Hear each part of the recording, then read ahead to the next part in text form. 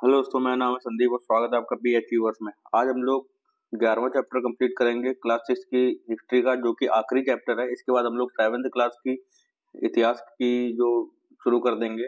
उसके बाद उसके साथ साथ हम लोग पॉलिटी भी शुरू कर देंगे। ठीक, तो इसके साथ जुड़े रहें और जिन लोगों ने अभी सब्सक्राइब नहीं किया है वो सब्सक्राइब कर लें, जिससे कि आपकी सारी की NCERT यहाँ से कवर हो जाए। तो चलिए हम लोग शुरू करते हैं, जिसका नाम है इमारतें, चित्र तथा किताबें।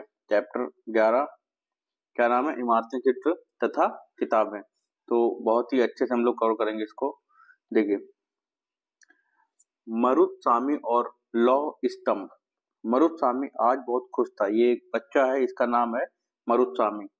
पहिएदार कुर्सी में बिठाकर उसका भाई उसे कुतुब मीनार दिखाता हुआ प्रसिद्ध लौ स्तंभ के सामने ले आया। धूल भरे पथरीले रास्तों से रैंप के सहारे यहाँ तक आना काफी मुश्किल था।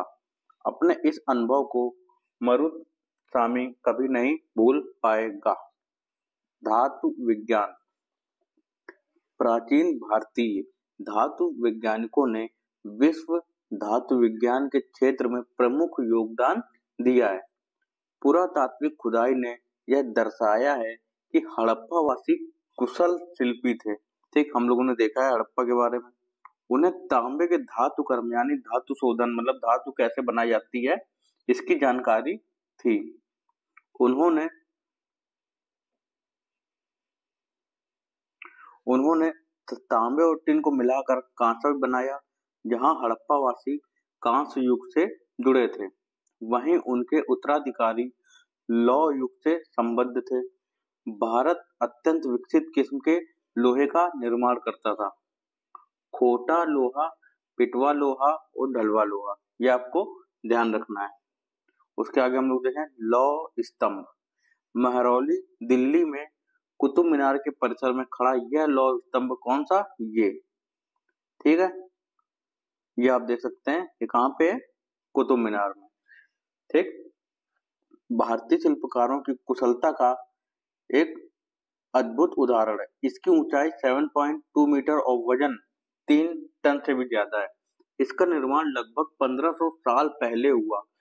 इसके बनने के समय की जानकारी हमें इस पर खुदे अभिलेख से मिलती है। इसमें चंद्र नाम के एक शासक का जिक्र है। ठीक है, तो ये आपको ध्यान रखना है, पॉइंट आपको नोट कर लेने हैं। जो संभवतः गुप्त वंश, जो हम लोगों ने अध्याय 10 में गुप्त वंश के बारे में पढ़ा है, के थे। ठीक, आश्चर्य की बात यह है कि इतने वर्षों के बाद भी इसमें जंग नहीं लगा है। ठीक, तो इसमें जो है अभी तक जंग नहीं लगा है। इतने सालों से ये बना हुआ है, यानी कि 1500 साल पहले से। ठीक, ईंटों और पत्थरों की इमारतें। हमारे शिल्पकारों की कुशलता के नमूने स्तूपों जैसी कुछ इमारतों में देखने को मिलते हैं। स्तूप का शाब्दिक अर्थ टीला होता है। हालांकि स्तूप विभिन्न आकार के थे, कभी गोल या लंबे तो कभी बड़े या छोटे। उन सब में एक समानता है। प्रायः सभी स्तूपों के भीतर एक छोटा सा डिब्बा रखा रहता है। इन डिब्बों में बुद्ध या उनके अनुयायियों के शरीर के अवशेष, जैसे कि दांत, हड्डी या राख, या उनके द्वारा प्रयुक्त कोई चीज या कोई कीमती पत्थर या सिक्के रखे रहते हैं। ठीक, तो ये आपको पता चल गया वहां पे क्या क्या रखा रहता है। इसे धातु मंजूषा कहते हैं। प्रारंभिक स्तूप धातु मंजूषा के ऊपर रखा मिट्टी का टीला होता था। बाद में टीले को ईंटों से ढक दिया गया और बाद के काल में उस गुंबद नुमा ढांचे को तरासे हुए पत्थरों से ढक दिया गया। प्रायः स्तूपों के चारों ओर परिक्रमा करने के लिए एक वृत्ताकार पथ बना होता था, जिसे प्रदक्षिणा पथ कहते हैं। इस रास्ते को रेलिंग से घेर दिया जाता था, जिसे वेदिका कहते हैं। वेदिका में प्रवेश द्वार बने होते थे। रेलिंग तथा तोरण प्रायः मूर्तिकला की सुंदर कलाकृतियों से सजे होते थे। ये आप देख सकते हैं, एक स्तूप है। ठीक है, ये उसका क्या है? द्वार है, यानी कि जाने की रास्ता है ये। उसके बाद हम लोग देखें, ये हम लोगों ने मानचित्र 105 में देखा था, अमरावती दूणू। यहाँ कभी एक भव्य स्तूप हुआ करता था। ये आपको उस मैप में आपको देख लेना है, आपने स्क्रीनशॉट भी उसका ले लिया होगा। लगभग 2000 साल पहले इस स्तूप को सजाने के लिए शिलाओं पर चित्र उकेरे गए। कहाँ पे? शिलाओं पे, यानी कि पत्थरों पर चित्र बनाए गए। कई बार पहाड़ियों को काट कर बनावटी गुफाएं बनाई जाती थी। ठीक, इस तरह की गुफाओं को मूर्तियों तथा चित्रों द्वारा सजाया जाता था। इस काल में कुछ आरंभिक हिंदू मंदिरों का भी निर्माण किया गया। इन मंदिरों में विष्णु, शिव तथा दुर्गा जैसे देवी देवताओं की पूजा होती थी। मंदिरों का सबसे महत्वपूर्ण भाग गर्भगृह होता था। ठीक, गर्भगृह, जहाँ मुख्य देवी या देवता की मूर्ति को रखा जाता था। यहाँ मतलब जहाँ पे मूर्ति रखी रहती है उसको क्या कहते हैं? गर्भगृह कहते हैं। ठीक, इसी स्थान पर पुरोहित धार्मिक अनुष्ठान करते थे और भक्त पूजा करते थे। अक्सर गर्भगृह को एक पवित्र स्थान के रूप में दिखाने के लिए, आगे देखें, देखिए इसके बारे में यहाँ दिया गया है। सांची का महान स्तूप एमपी में है। ठीक है, ये जो है सांची का स्तूप है। उसके बाद इसमें देखें, इस तरह के स्तूपों का निर्माण कई सौ सालों तक चलता रहा। इस स्तूप में ईंटों का प्रयोग संभवतः अशोक, जो कि हम लोगों ने अध्याय 7 में पढ़ा है, के जमाने का है, जबकि रेलिंग और प्रवेश द्वार बाद के शासकों के काल में जोड़े गए। और ऊपर, और ये हम लोग देखें बाएं में, ये जो इसके बारे में बताया है, अमरावती की एक शिल्पकृति है। ठीक है, इस चित्र को देखकर इसका वर्णन करना है। इस चित्र में आपको जो जो चीजें दिखाई दे रही, जैसे दिखाई दे रही, उसका आपको वर्णन करना है, इसके बारे में सोचना है। ठीक है, उसके आगे देखें, रूप में दिखाने के लिए यहाँ तक हम लोगों ने कर लिया था। आगे, भीतर गांव जैसे मंदिरों में उसके ऊपर काफी ऊंचाई तक निर्माण किया जाता था, जिसे शिखर कहते थे। तो ये जो भीतर गांव का जो मंदिर है, ये कहाँ पे है? यूपी के कानपुर में है। ठीक, ये देखिए, उत्तर प्रदेश के भीतरगांव का एक आरंभिक मंदिर, यह लगभग 1500 साल पहले पकी ईंट और पत्थरों से बनाया गया था। और दाएं में देखें, महाबलीपुरम के एकात्मिक मंदिर, इनमें से प्रत्येक मंदिर एक ही विशाल पहाड़ी को तराश कर बनाया गया है, इसलिए इन्हें एकात्म कहा गया। ईंटों से बनाए जाने वाले, ठीक है, ईंटों से बनाए जाने वाले मंदिरों से यह बिल्कुल भिन्न होते थे। ईंट से बनी इमारतों में नीचे से ईंटों की एक एक तय जोड़ते हुए उसे ऊपर की ओर ले जाते हैं, जबकि चट्टान तराश कर बनाए जाने वाले मंदिरों को पत्थर काटने वाले ऊपर से नीचे के क्रम में बनाते हैं। ठीक है, इन मंदिरों को बनाते समय पत्थर काटने वालों को किन समस्याओं का सामना करना पड़ता होगा, इसकी आपको सूची बनानी है, इसके बारे में आपको सोचना है। उसके बाद दाएं में एहोल का दुर्गा मंदिर है। ये यह लगभग 1400 साल पहले बनाया गया था, तो ये आपको देख लेना है इसका। और ये जो है, ये भीतरगांव का है। ठीक है, और ये हम लोगों ने देखा, ये महाबलीपुरम का है मंदिर, ये कास्मिक मंदिर है। ठीक है, शिखर निर्माण के कठिन कार्य के लिए सावधानी से योजना बनानी पड़ती थी।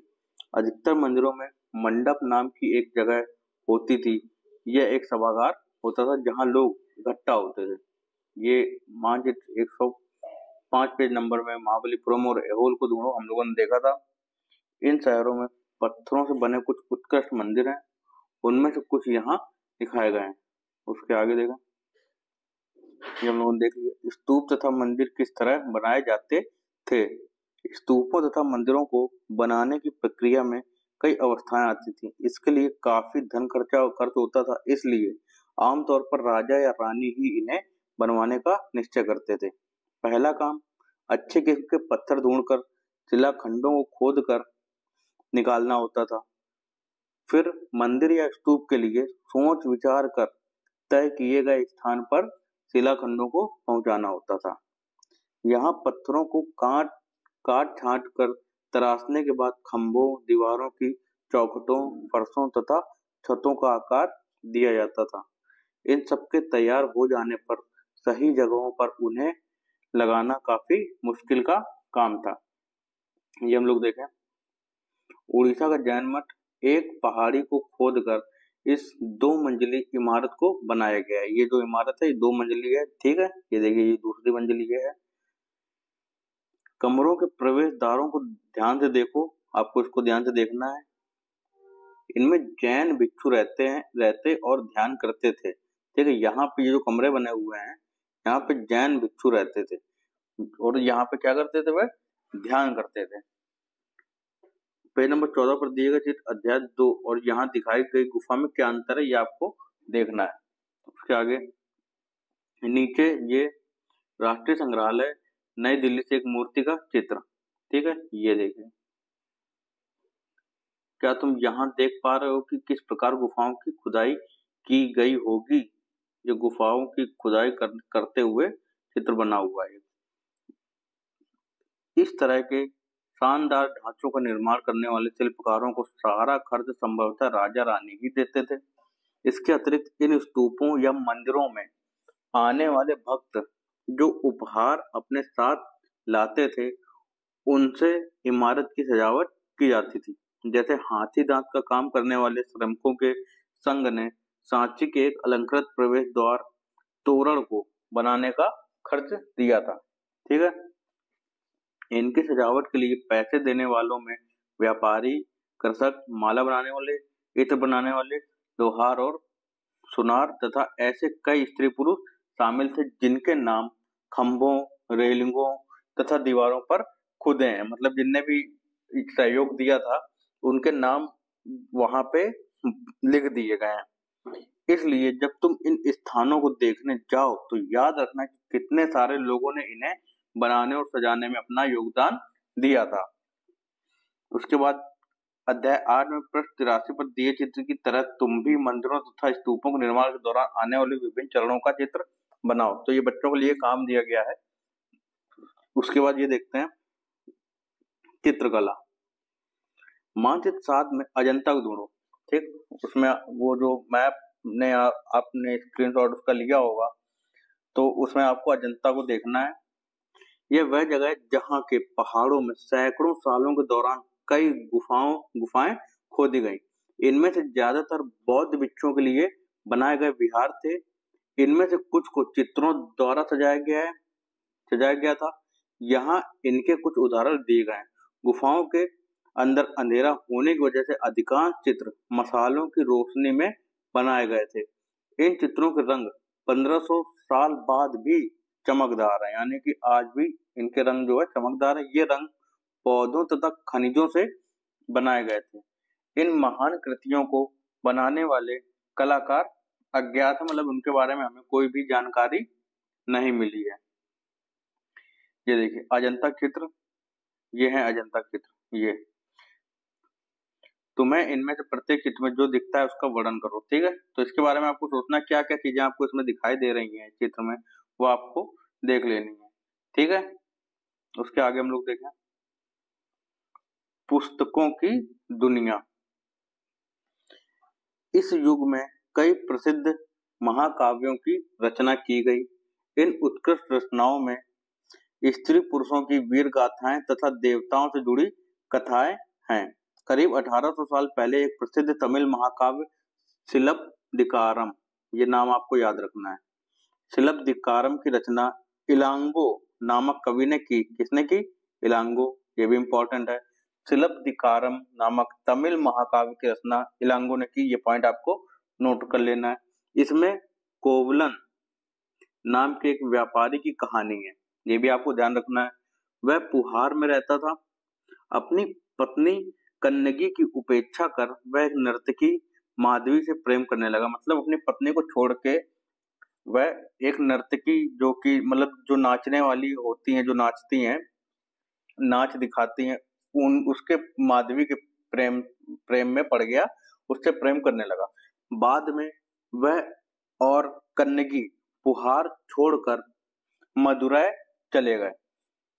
वहां पांड्य राजा के दरबारी जौहरी ने कोवलन पर चोरी का झूठा आरोप लगाया, जिस पर राजा ने उसे प्राण दंड दे दिया। मतलब उसको दे दिया कि मतलब जान से मारने का, कि मार दिया जाएगा, तो वैसा उसको दंड दे दिया, तो वही है प्राण दंड दे दिया, यानी कि उसको मार डालने का दंड दे दिया।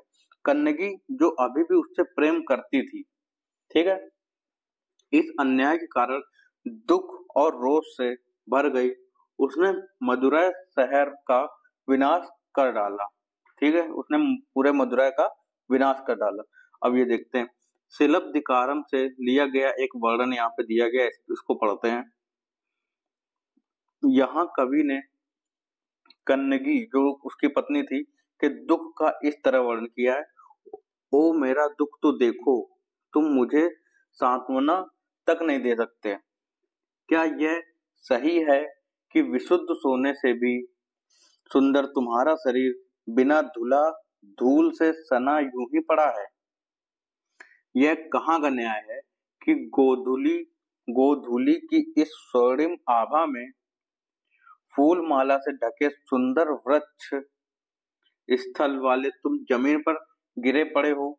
मैं अकेली, असहाय और हताश होकर खड़ी हूँ। क्या ईश्वर नहीं है? क्या इस देश में ईश्वर नहीं है?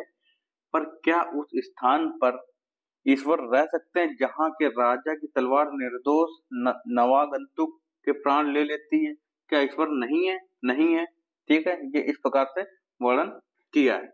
उसके बाद देखें, एक और तमिल महाकाव्य मणिमेखलाई, ये भी नाम आपको ध्यान रखना है, को करीब 1400 साल पहले सत्यनार द्वारा लिखा गया। ठीक, ये भी आपको ध्यान रखना, सत्यनार द्वारा लिखा गया। इसमें कोवलन तथा माधवी की बेटी की कहानी है। ये रचनाएं कई सदियों पहले ही खो गई थी। उनकी पांडुलिपियां दोबारा लगभग 100 साल पहले मिली हैं। अन्य लेखक जैसे कालिदास, जिनके बारे में तुमने अध्याय 10 में पढ़ा, संस्कृत में लिखते थे। ठीक, तो कालिदास किस में लिखते थे? संस्कृत में लिखते थे। उसके आगे देखें, मेघदूत का एक श्लोक, इसके बारे में पढ़ते हैं। यह उनकी सबसे प्रसिद्ध रचना मेघदूत से एक अंश दिया गया है। यहाँ एक विरही प्रेमी बरसात के बादल को अपना संदेश वाहक बनाने की कल्पना करता है। मेघदूत किसका है? अभी हम लोगों ने देखा कालिदास का। ठीक है, तो उसी का एक श्लोक दिया गया है, एक रचना है। देखो इसमें किस तरह कवि ने बादलों को उत्तर की ओर ले जाती ठंडी हवा का वर्णन किया है। तुम्हारे बौछारों से मुलायम हो उठी मिट्टी की भीनी खुशबू से भरे, हाथियों की सांस में बसी जंगली गूलर को पकाने वाली शीतल बयार तुम्हारे साथ धीरे धीरे बहेगी। क्या तुम्हें लगता है कि कालिदास को प्रकृति प्रेमी कहा जा सकता है? ये आपको बताना है। पुरानी कहानियों का संकलन तथा संरक्षण, इसके बारे में देखते हैं। हिंदू धर्म से जुड़ी कई कहानियां जो बहुत पहले से प्रचलित थी, इसी काल में लिखी गई। इसमें पुराण भी शामिल है। पुराण का शाब्दिक अर्थ है प्राचीन। ठीक, तो इसका अर्थ आपको पता होना चाहिए। पुराण का जो शाब्दिक अर्थ है वह क्या है? प्राचीन है। पुराणों में विष्णु, शिव, दुर्गा या पार्वती जैसे देवी देवताओं से जुड़ी कहानियां हैं। इनमें इन देवी देवताओं की पूजा की विधियां दी गई हैं। इसके अतिरिक्त इनमें संसार की सृष्टि तथा राजाओं के बारे में भी कहानियां हैं। अधिकतर पुराण सरल संस्कृत श्लोक में लिखे गए हैं, जिससे सब उन्हें सुन और समझ सकें। स्त्रियां तथा शूद्र, हम लोगों ने पता किया था शूद्र क्या है, जिन्हें वेद पढ़ने की अनुमति नहीं थी, वे भी इसे सुन सकते थे। ठीक, तो जब हम लोगों ने इनके बारे में पढ़ा था, तो जो है शूद्रों को भी वेद पढ़ने की और उसकी सुनने की जो है स्वतंत्रता नहीं थी। पुराणों का पाठ पुजारी मंदिरों में किया करते थे, जिसे लोग सुनने आते थे। पुराणों का पाठ पुजारी करते थे मंदिरों में और उसे लोग सुनने आते थे। दो संस्कृत महाकाव्य महाभारत और रामायण लंबे अरसे से लोकप्रिय रहे हैं। तुम में से भी कुछ बच्चे इन कहानियों से परिचित होंगे। ये बच्चों के बारे में है। और महाभारत कौरवों और पांडवों के बीच युद्ध की कहानी है। इस युद्ध का उद्देश्य पुरु वंश की राजधानी, ये आपको ध्यान रखना, पुरु वंश की राजधानी हस्तिनापुर, ठीक है, पुरु वंश की राजधानी क्या थी? हस्तिनापुर थी, कि गद्दी प्राप्त करना था, यानी कि वहां पे शासन करना था इसका उद्देश्य। यह कहानी तो बहुत ही पुरानी है, पर आज इसे हम जिस रूप में जानते हैं वह करीब 1500 साल पहले लिखी गई। माना जाता है कि पुराणों और महाभारत दोनों को ही व्यास नाम के ऋषि ने संकलित किया था। ठीक, पुराणों और महाभारत को किसने संकलित किया था? व्यास नाम के ऋषि ने। ये पॉइंट आपको नोट कर लेना है। महाभारत में भी भगवत गीता भी है, जिसके बारे में तुमने अध्याय 9 में पढ़ा था। इसके बारे में हम लोगों ने पढ़ा था। उसके आगे देखा, रामायण की कथा कौशल के राजकुमार राम के बारे में है। उनके पिता ने उन्हें वनवास दे दिया था। वन में उनकी पत्नी सीता का लंका के राजा रावण ने अपहरण कर लिया था। ये हम सबको पता है, रामायण पूरी। सीता को वापस पाने के लिए राम को लड़ाई लड़नी पड़ी। वे विजयी होकर कौशल की राजधानी अयोध्या लौटे। कौशल की राजधानी क्या थी? अयोध्या। ये पॉइंट आपको नोट कर लेना है। महाभारत की तरह ही रामायण भी एक प्राचीन कहानी है, जिसे बाद में लिखित रूप दिया गया। संस्कृत रामायण के लेखक वाल्मीकि माने जाते हैं। ठीक है, संस्कृत रामायण के लेखक वाल्मीकि। ये जो संस्कृत में जो रामायण लिखी गई, इसके जो लेखक हैं वह कौन है? वाल्मीकि हैं। इस उपमहाद्वीप के विभिन्न भागों में महाभारत और रामायण के भिन्न भिन्न रूपांतर लोकप्रिय हैं। इनके आधार पर नाटक, गीत और नृत्य परंपराएं भी उभरी। पता करो तुम्हारे राज्य में कौन सा रूपांतर प्रचलित है। ये आपको इसके बारे में थोड़ा रिसर्च करनी है, कहाँ पे किस तरह की चीजें चलती हैं इस महाभारत और रामायण को लेके। ठीक है, आम लोगों द्वारा कही जाने वाली कहानियां, इसके बारे में देखते हैं। आम लोग भी कहानियां कहते थे, कविताओं और गीतों की रचना करते थे, गाने गाते थे, नाचते थे और नाटकों को खेलते थे। मतलब जो नाटक होते थे उसका ये लोग खेलते थे, प्ले करते थे। इनमें से कुछ तो इस समय के आसपास जातक और पंचतंत्र की कहानियों के रूप में लिखकर सुरक्षित कर लिए गए हैं। जातक कथाएं तो अक्सर स्तूपों की रेलिंगों, ठीक, स्तूपों की जो बाउंड्री होती है, जो रेलिंग होती है वहां तथा अजंता के चित्रों में दर्शाई जाती थी। इनमें से एक कहानी अगले पृष्ठ पर दी गई, हम लोग देखते हैं। बंदर राजा की कहानी। ये क्या है? एक समय बंदरों का एक महान राजा हुआ। वह हिमालय पर गंगा के किनारे अपने 80,000 अनुयायियों के साथ रहता था। इन सारे बंदरों को एक खास आम के पेड़ के फल बहुत प्रिय थे। ये आम बड़े मीठे होते थे। इतने स्वादिष्ट आम धरातल पर नहीं उगते थे। ठीक है, एक दिन एक पका हुआ आम गंगा नदी में गिरकर बहते बहते वाराणसी पहुंच गया। वाराणसी जो है उत्तर प्रदेश में एक शहर है। ठीक, तो वाराणसी पहुंच गया। उस वक्त नदी में वहां का राजा नहा रहा था। उसे वह आम मिला। उसे चख कर वह हैरान रह गया। उसने अपने राज्य के जंगलों की देखभाल करने वालों से पूछा कि क्या वे इस आम के पेड़ को ढूंढ सकते हैं या नहीं। वे राजा को हिमालय की पहाड़ी पर ले गए। वे लोग वहां पहुंचकर राजा तथा उसके दरबारियों ने खूब आम खाए। रात में राजा ने देखा कि बंदर भी पके आमों का मजा ले रहे हैं। राजा को यह बात बुरी लगी और उसने उन्हें मार डालने का फैसला किया, बंदरों को। ठीक, बंदरों के राजा ने अपनी प्रजा को बचाने की एक योजना बनाई। मतलब खूब सारे जो बंदर थे उनका, बंदरों का भी एक राजा था, तो उसने अपने प्रजा को, अपने जो पूरी प्रजा थी, बंदरों की पूरी फौज थी, उसको बचाने की एक योजना बनाई। उसने आम के पेड़ की टहनियों को तोड़कर उन्हें आपस में बांधकर नदी पर एक पुल बनाया। इसके एक छोर को वह तब तक पकड़े रहा जब तक उसकी सारी प्रजा ने नदी को पार ना कर लिया। पर इस प्रयास से वह इतना थक गया कि मरणासन होकर गिर पड़ा। राजा ने जब यह सब देखा तो उसने बंदर राजा को बचाने की काफी कोशिश की, पर वह सफल नहीं हुआ। ठीक, तो राजा ने जब देखा था तो जो बंदरों जो राजा था उसको बचाने की उसने कोशिश की। वो बंदर राजा की मृत्यु पर उसे शोक हुआ और राजा ने उसे पूरा सम्मान दिया।